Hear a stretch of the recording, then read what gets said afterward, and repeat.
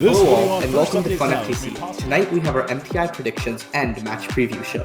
Before we release the preliminary match schedule, we're going to break down 6 key matches that we think are going to influence rankings and leave everyone at the edge of their seat. Then, each of us is going to pick our own block, contender, and dark horse for MTI, and we'll discuss and debate our picks. I can guarantee these are going to be some insane matches and teams. This video on First Updates Now is made possible by viewers like you and also the following sponsors. Kettering University has over 25 pre-college camps and learning experiences available from computer science and engineering to inspiring future women engineers, leadership development, and first-based camps for first graders to graduating high school seniors. Magna and GM-sponsored camp fee scholarships are available. Email ctaylor@kettering.edu for more information.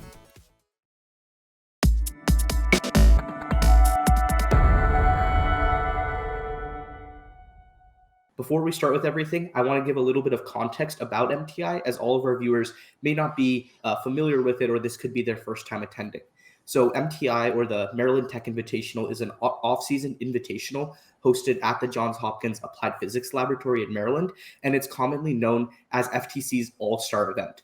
This year, 40 of PowerPlay's best will be competing in just 3 days, and there will be 8 qualification matches spread over 2 days with 4 on each day. And then we'll have a traditional elimination bracket with 1 twist. So instead of the normal alliance selection where first seed picks first, then second, then third, then fourth, then first again, it's actually going to be a snake draft. So first through fourth will pick like normal, but then instead of going back up to first, fourth seed is going to get to pick again. So it'll go 1, 2, 3, 4, 4, 3, 2, 1. This makes picking an alliance selection really, really interesting. And since every team at MTI is just so competitive, there is not a single boring moment throughout the entire competition.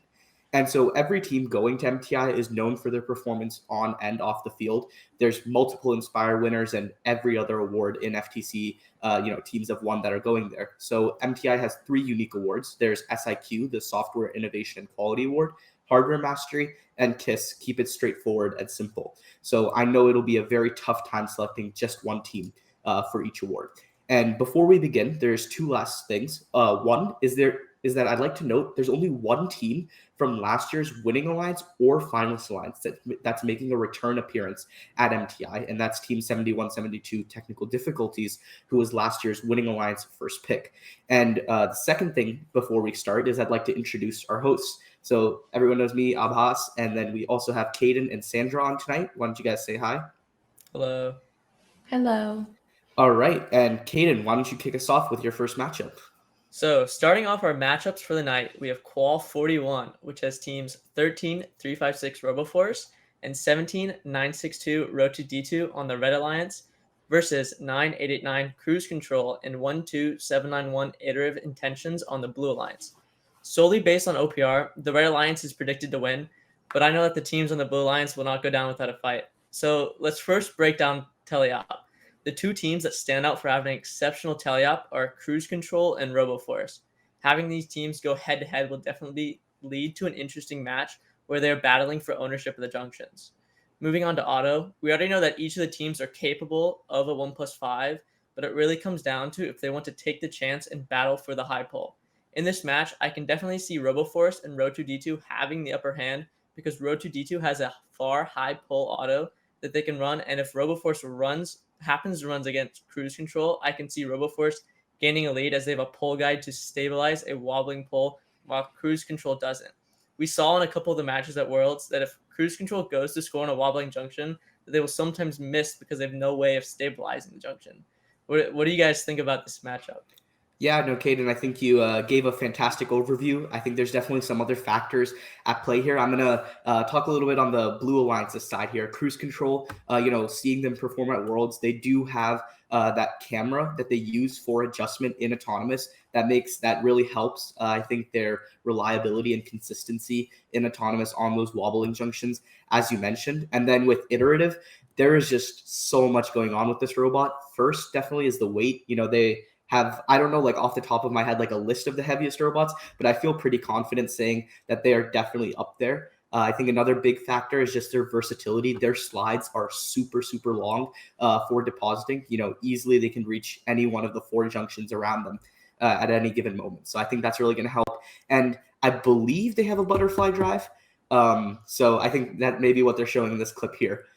So, this could definitely be a match with a lot of defense. None of these teams are, any strangers to defense. So I would not be surprised if we saw some of that. Sandra, any thoughts? Oh, I think it's also interesting that I believe most of these robots are able to right a cone back upright. I know, at least from my experience, that's incredibly difficult, especially once you run out of cones. It's really nice to be able to get them all off the floor. So I don't think we'll see any cone go to the waste. Yeah, no, that's a great point. Caden, why don't we go on to our second match?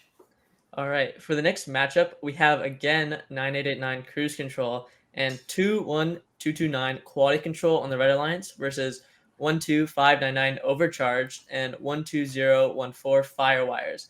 This is definitely one of the most interesting matchups in all of MTI because it is one of the closest matches I think you can get to basically playing against yourself.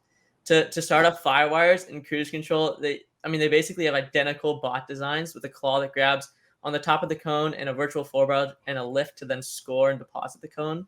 The only difference we really see with Firewires is that they have a pull guide on the back of their robot. And then we have Quality Control and Overcharge. While they don't have the same exact bot design, they're both very similar as to what they are capable of. We know that they both have pretty consistent far high autos. And as for the teleops, they're very similar to each other in regards to how fast they can place on junctions. And while the Red Alliance is predicted to win in this match, at the end of the day, it really just comes down to which team can drive better during the match. So, what do you guys think about this?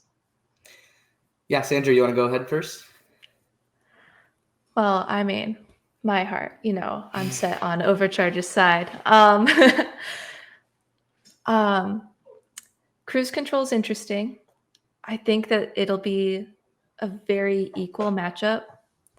It's really hard to tell. Yeah, I think this is one of those matches where game strategy is going to just play like an even more critical factor. It's very obvious that all of these teams are more than capable of running out of all the cones. What's really going to matter is how that auto ends up and to see which team can keep that advantage. If there are junctions unclaimed for auto that, just didn't go in favor of one alliance, if the other alliance can maintain that lead and things like that. So this is definitely going to be another really close match, a big one for Firewires. I can say, though, that if the Blue Alliance does win this one, Firewires would definitely look like a really good pick to any captain out there, as would Overcharged, of course. But yeah, no, I think this match has just insane, as the next four we have are. So, Sandra, want to go on to our third one? Sure. All right. I chose match 4. This one has 7172 technical difficulties and 6133 the nuts on red versus 1259 overcharged and 14212 Metrobotics on blue. By OPR, the blue team is thought to win, but what I think will be interesting about this match is how Overcharge will get around technical difficulties arms. The main strategy I've seen Overcharge used is to spread out those cones for as much ownership as possible and to make multiple paths for that circuit. So if technical difficulties is really able to guard the blue terminal and keep that corner completely their color, I think they'll have a pretty good chance of victory. You guys have any thoughts? Yeah, no, this is a super interesting match. I think you brought up a good point bringing up that blue terminal. I think it's an interesting discussion of how circuits will look at MTI in general. What do you think? Do you think we'll see a lot of teams going for circuits or just kind of not really? Just based off Worlds, probably just didn't really bother spending time going to place in terminals. But if you can get the circuit, you'll definitely have a lead. Mm-hmm. Yeah, I think another thing that's really interesting here is 6133 Nuts. They're kind of like the dark horse in this match. They're the only team we haven't seen play as much as the others. I know they were at Worlds, but I feel like just as far as what we know and what we've seen about all the other teams, they're definitely a little less known. And so, making sure they're consistent and just putting up as many points as they can could really swing the match either way. Yeah. Sandra, want to go ahead to the fourth one? Sure. All right. So this one is match 42. We have 18438 Wolfpack Machina and 12599 Overcharged on red versus 22312. The Borgany, oh my goodness. BT Brainstem, that's what I'm going to call them. And they will be with 11329 Ice Robotics on blue. This will be a very strong match for red. It'll be interesting to see how Wolfpack and Overcharge, the number 2 and number 1 ranked robots with OPR, will play together. And it'll be interesting to see how Red Alliance will try and combat this, if there'll be any strategies. Yeah. No, definitely. One thing I do want to say that I just noticed, watching Brobstem's MTI teaser video again. I'm a huge fan showing off that Franklin dollar bill. They worked very, very hard to get it, played some super tough matches. So I think that's a nice touch, showing it off like they do.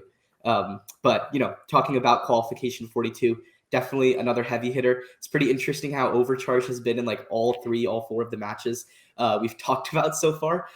So they looks like they have some fun matchups coming into MTI. But no, this is going to be great. I think one thing that makes this match a little bit different than the previous ones is none of these teams have played with or against each other before. These are all teams that were in different divisions or just weren't at Worlds. And, ICE, they've had a ton of time to prepare. I know they weren't just going to sit idle after their state championship. I'm sure they've been practicing and making their robot just even faster than it already is, which would be very difficult. But I can't wait to see how they do. Kaden, any thoughts? Yeah, one thing to point out about the Red Alliance is that Wolfpack and Overcharge both have far high pull autos. So it's going to be interesting to see which team runs the far high auto and which team like either goes for a middle auto or just a close high auto. Yeah, for sure. All right.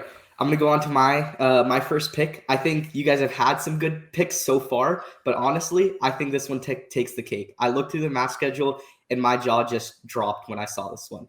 So qualification 46 on the Red Alliance, we have 14525 Terabats and 8393 Big Stem versus 16379 Kookie Bots and 14481 Don't Blink. This is just insane. So let's just start, breaking it down one by one. Terabats, they are perhaps most well known for being on the Alliance that was the only one to score more than 300 points in a non-penalty match this season with Overcharge. And, they're just insane. They also ranked second in the Edison division. Unfortunately, they did go 1 and 2 in semis. But they're super, super fast. They can definitely hold their own. This is going to be a crazy match from their end. And then on to 8393. They're pretty much a household name in FTC. They're just so unbelievably strong every single year, every single season. And this one was no different. And, this season they were the second pick of the first Alliance in the Franklin division alongside Robo Kings in 19746. And they had some very close semi matches, ultimately going 0-2. But this match could be one where they get that second chance of some sweet revenge. Over on the Blue Alliance, we have Team 16379, the Kookie Bots. Very well known for their swerve, just incredibly fast robot, that first 1+10 autonomous. But Worlds was definitely a little different than they expected, I'm sure, for qualifications. They ended up 37th in quals, but they were the second pick of the fourth Alliance and ended up winning in semis, but then going 1 and 2 in finals. So, it's you never know what you're going to get with this team. It could either be really good or sometimes, battery just isn't plugged in and, they don't play the match. But hopefully this will be a very good one. Talking about the last team, their partner 14481, Don't Blink. Obviously, World's winning Alliance, that is not easy at all. Very, very good from them. And what I think is insane is that they didn't lose a single eliminations match that they played at Worlds, which is just like crazy because looking at some of the matchups they had, it's like that was so difficult, and it's really incredible that they pulled it off. I think everyone is very familiar with their very robust autonomous, and I think something that stands out to me is their excellent match strategy and just how fluid they are on the field. Like they just don't stop moving. And a couple of other factors that I think make this match really stand out is that none of these teams are afraid of standing their ground on the field. They're all familiar with defense, know how to play it, know how to play against it. And right now, it's looking to be a blowout by the Red Alliance through OPR calculations. I think in this case, it's not telling the full story. And there's definitely more to it. What do you guys think? I would have to agree because defensive-wise, to me, Terabats is kind of light, right? But they beat it out with speed and drivability and maneuverability, right? But I think defensive-wise, they're not as strong as Kooky or Don't Blink. Yeah, Caden? I'm not really sure as far as defense, but just like on another topic, I have seen something about like Terabats possibly having an auto to go against Don't Blink. I said like messaging it in the Discord. So we'll see how that goes, and we'll see how people really like combat Don't Blink's auto, because it was definitely like it was so dominant at Worlds. It's very hard for any team to play against it. And I guess you'll see if it gets even stronger at MTI. Yeah, for sure. And, Kooky, they have a very similar auto, also performed extremely well in eliminations, against 83-93, in fact. So you can only, with right now in this match, having Terabats and Brainstem, you can only avoid one of the teams by going on the far pole, right? You can't avoid both unless you have just some really, really crazy timing. So one of them's going to have to play against that contested auto. So we'll see how they decide. But yeah, let's go on to the second match I picked. So the second match I want to talk about is qualification 51. Here we have team 14212 Metro Robotics and 14270 Quantum Robotics against 18438 Wolfpack Machina and 17962 Rotu-D2. So right now, this match is currently predicted as a blowout by the Blue Alliance. But again, I think it's not telling the full story by just looking at the OPR. There's just a lot going on. I do think the Blue Alliance will come out on top, or has a higher chance of coming out on top, but I do think this match could go either way. First, let's talk about Metrobotics. You guys touched on them a little bit, but one thing that's important is they did just compete last week at the Husky Robotics Invitational. So, they've freshly tested their robot. They know how it's performing, how they're doing, which is a huge advantage for them. And, they played against a lot of great teams, one of them being Wolfpack. So they have that experience already.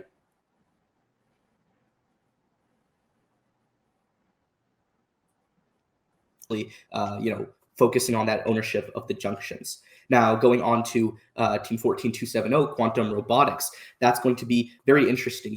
They weren't at the World Championship, but I think one thing that really stands out to me for them is the fact that they had that 1+10 261-point score for their MTI submission, right? So that robot can bring the heat. They're definitely able to move super, super quickly, and I'm sure they've only gotten better since that submission a couple months ago. Now, looking over onto the Blue Alliance, right now we have 18438 Wolfpack. They were Ochoa winning alliance, Worlds Inspire winner, Husky Robotics Invitational winning alliance. They are just so versatile, so competitive. And I think Wolfpack's biggest strength is their consistency. They have got to be just one of the most consistent teams this season. And honestly, I think you could say the most consistent, exemplified by the fact that they're the only team to have more than 150-point OPR at 154. And so they are just absolutely insane, right? Like, what you're getting when you play with them. Their alliance partner, 17962 Rotu-D2, they're no slouch either. They have the current autonomous record for most cones by an individual team at a 1+9. So that is super, super impressive. And that extension is just so useful. And they use it really, really well. I see them always just pass the halfway line, constantly putting pressure on the opposing alliance. So I think there's just so much going on with this match. Which way do you guys think it'll fall? I really do think it'll fall Blue Alliance. Just Wolfpack is very strong, in my opinion, but who knows? Right? Yeah. Caden? Yeah, I'm thinking Blue Alliance as well. I mean, we definitely seen a lot of the Wolfpack and Rotu-D2 matches at Worlds. But Quantum could really do well. We haven't seen much of their matches, and them being in another country, a lot of people haven't really watched their matches as well. So it's going to be interesting to see how they play. Yeah, I mean, I know they've been scrimming and practicing, and they're really going to want to do well this match especially. But why don't we get on to our locks, contenders, dark horses? Yeah. Okay, Tyler, you got a couple things you want to say? Yeah, let's go ahead and release the match schedule while we're at it. So just posted it in chat, and we'll also post it in the Discord as well too for everybody. So just keep in mind this is a preliminary match schedule. So if anything changes at all, team doesn't register, or just for some reason they want to rerun it because you tipped them $800, it might change. So just keep that in mind, by the way. Also, as well, too, before we get into our locks, contenders, and dark horses, do we have to take a quick pause to thank our sponsors at Kettering University. Kettering University has a lot coming up, especially if you're looking for a great engineering school to go to. Here's a little bit more about them, and see if you're interested at kettering.edu/first.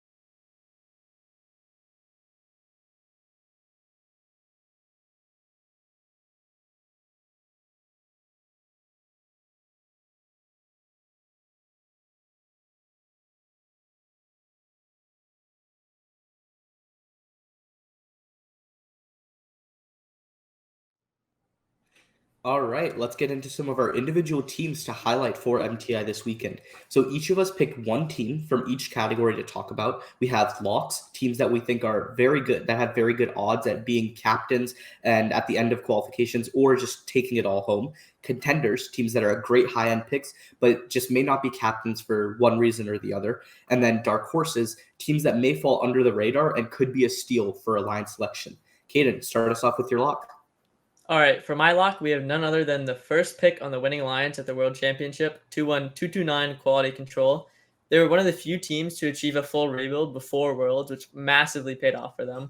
The biggest highlight of this robot has to be the consistency of their auto in the far high or substation high pull. Not that many robots are capable of placing all 6 cone on the far high pull, nevertheless be consistent at doing so. And that just gives them a huge advantage in a lot of their qual matches. And we'll get them that high tiebreaker one. Yeah, and Caden, right now looking at the match predictor, we have 7 wins currently slated for quality control. So, for those that don't know, Wolfpack is the only team predicted to have 8-0 undefeated. There's about 5-6 other teams that are predicted to have only 1 loss. But Caden, as you said, that auto is just so strong for quality control that'll really push their TBP 1 up and help their ranking. Sandra, any thoughts? No, I think they'll be very strong. Not much to add, though. Yeah, definitely. All right, why don't we talk about your lock then? Alrighty, my lock, as you've already kind of mentioned them, is 18438 Wolfpack Machina. They are currently ranked number 1 in OPR and winning alliance of the Ochua division at Worlds.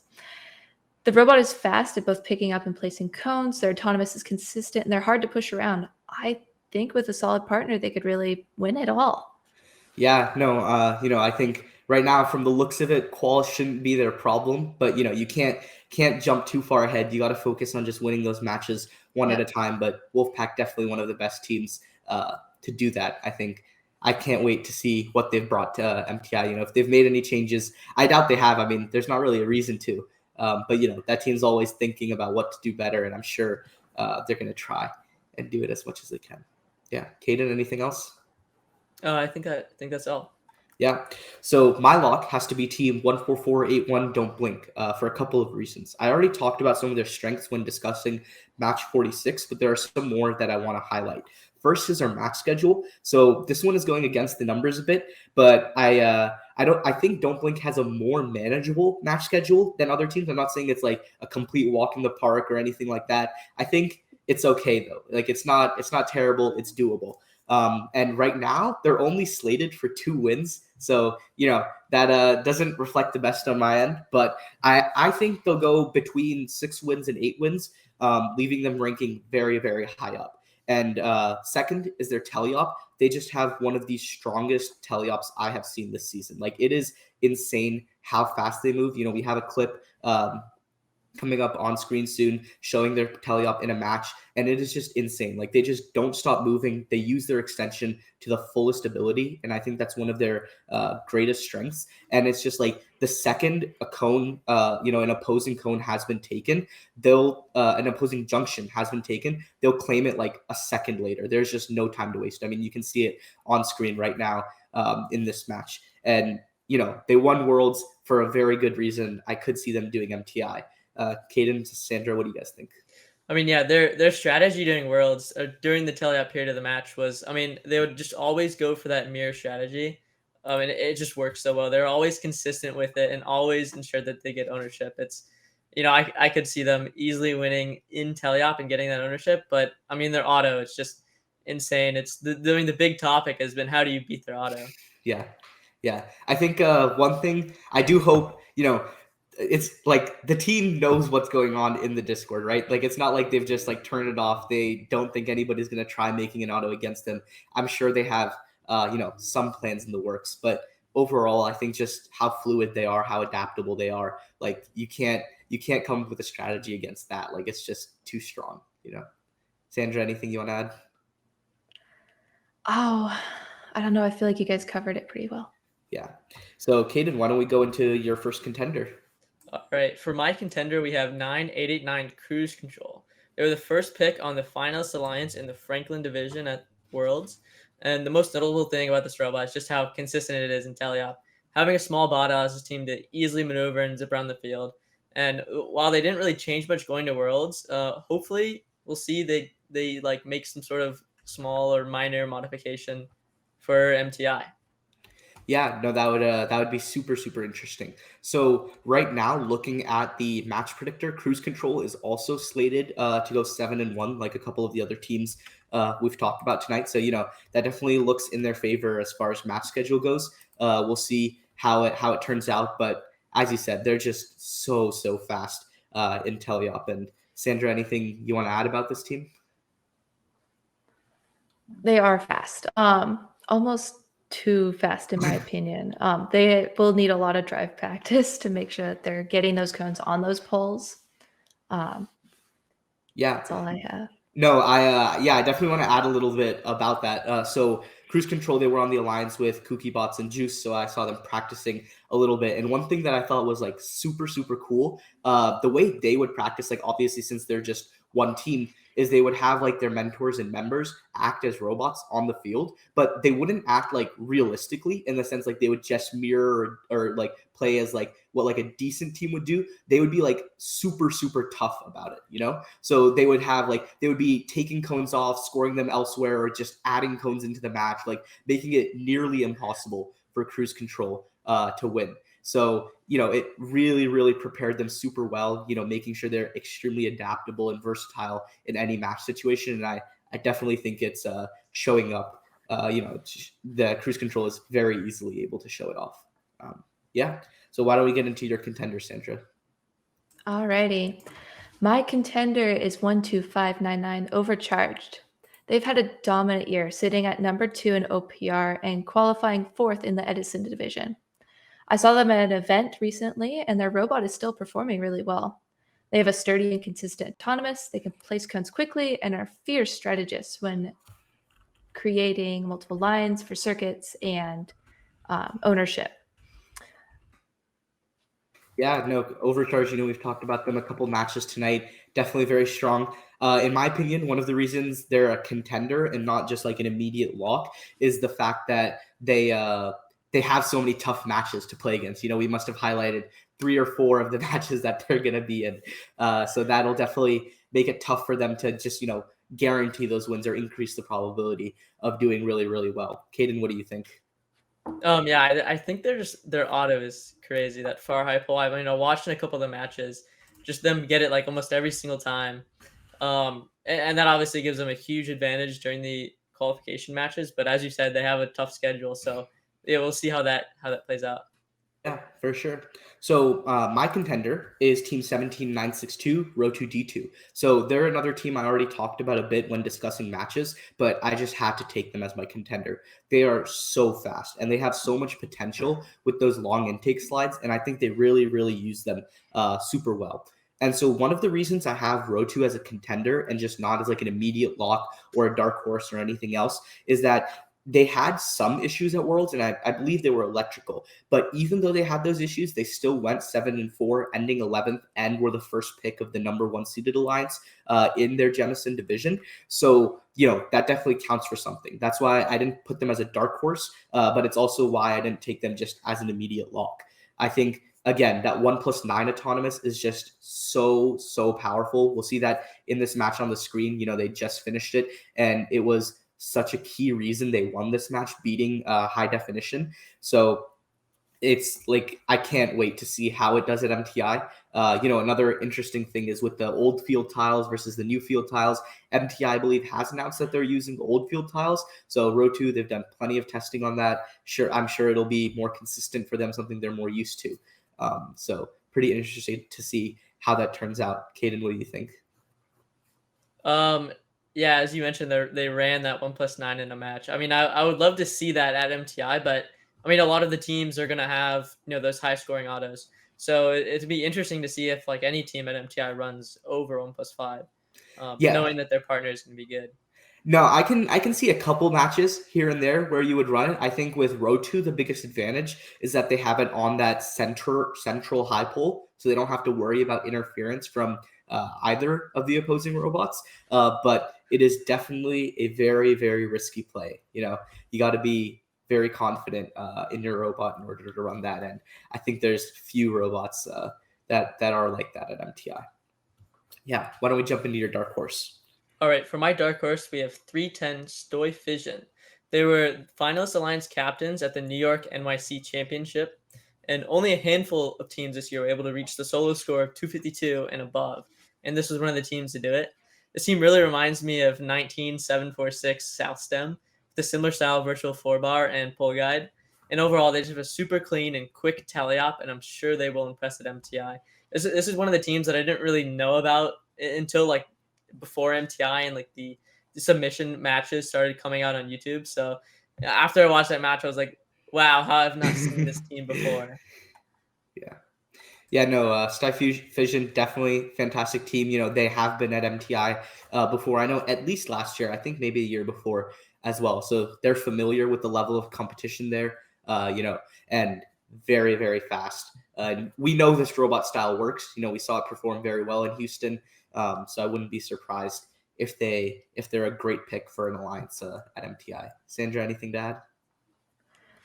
Oh, I remember watching their autonomous, and I know for my experience that getting a robot to move back and forth from the pole to the thing instead of using the arm to do it is so much harder. So I'm kind of curious how they got it so accurate, honestly. Mm-hmm.